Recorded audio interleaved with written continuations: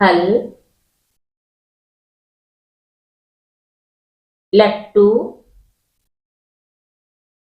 वरक, कलम, मांग,